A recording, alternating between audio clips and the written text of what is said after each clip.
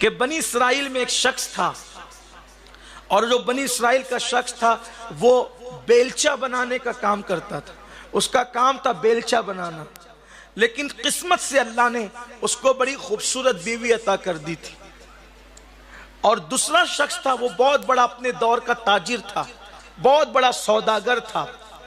ایک دن بیلچہ بنانے والے کے گھر کے قریب سے وہ سوداگر گزرا، تو اس سوداگر نے کیا دیکھا کہ بیلچہ بنانے والے کی بیوی بہت حسین و خوبصورت ہے۔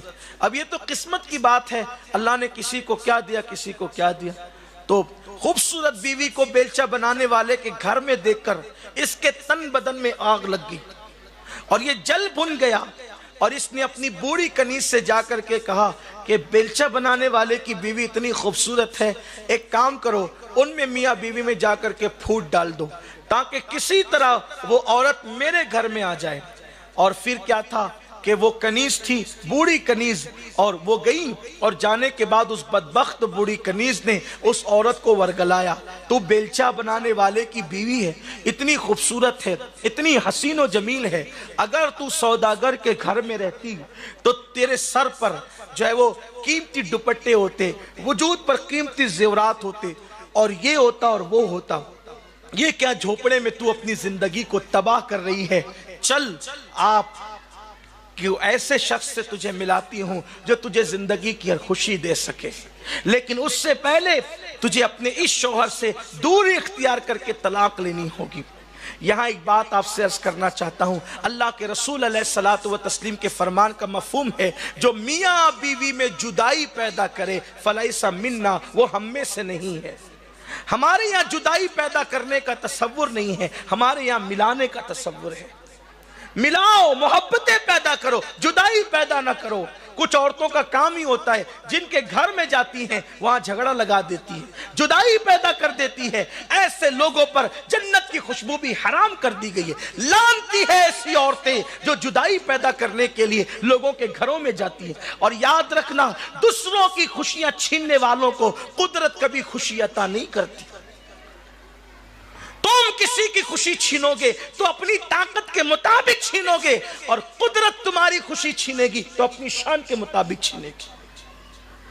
قدرت جس سے خوشی چھین لیتی ہے اسے دنیا کی کوئی طاقت کبھی خوش نہیں کرتی، اس لیے کبھی کسی کی خوشی چھیننے کی کوشش مت کرنا۔ تو اس بوڑھی کنیز نے اس عورت کو ورگلایا۔ اب جب بیلچہ بیچنے والا غریب شوہر آیا تو روزانہ جو دسترخوان پہ محبتیں تھی وہ محبتیں نہ پائی، سوچا کوئی طبیعت خراب ہوگی، کچھ معاملہ ہوگا۔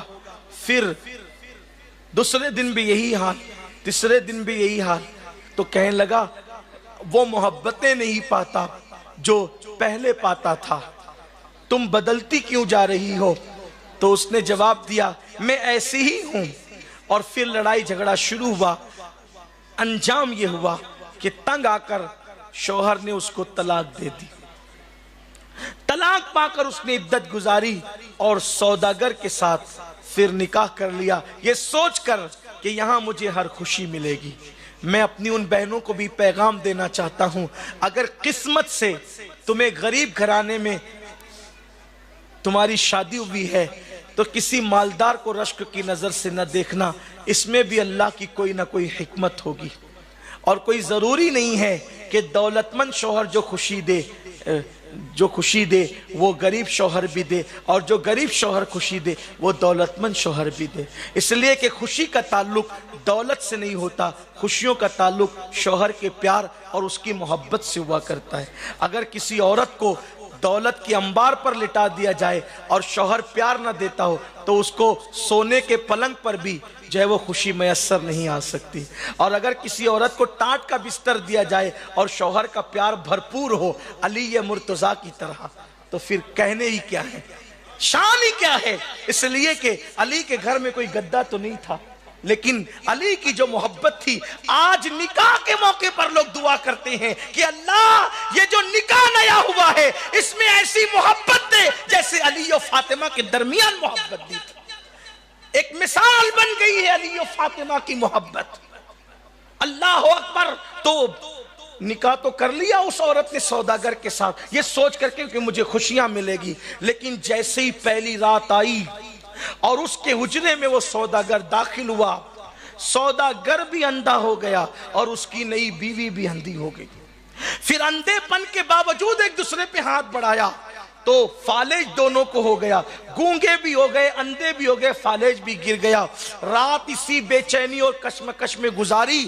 جب صبح ہوئی لوگ پردے ہٹا کر دیکھتے ہیں تو کیا دیکھا؟ سوداگر بھی اوندھے منہ اندھا بہرا گونگا ہو کر کے پڑا ہے، فالج زدہ، اور اس کی نئی بیوی بھی ایسی پڑی ہے۔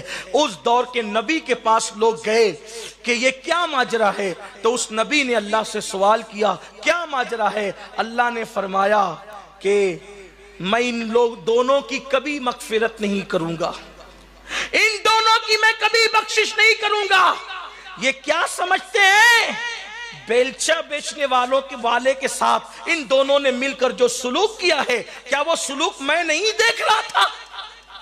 اس کی خوشیاں چھین کر اپنے لیے الگ خوشیوں کا انتظام کیا۔ اب نہ ان کی بخشش ہوگی نہ انہیں خوشیاں نصیب ہوگی۔ یہ ہے بے حیائی کا انجام اور کسی کی خوشی چھیننے کا انجام۔ اے خاتون جنت کی کنیزوں، سنی دعوت اسلامی کے اجتماع میں آئی ہو، خدا کے لیے توبہ کرو۔ یہ چاند دن کی چاندنی ہے، یہ ڈھلتی چاندنی تو پہر دو پہر کی ہے، 4 دن کی بھی نہیں ہے، پہر 2 پہر کی۔ میرے امام کہتے ہیں ماہ مدینہ اپنی تجلی عطا کرے، یہ ڈھلتی چاندنی تو پہر 2 پہر کی ہے۔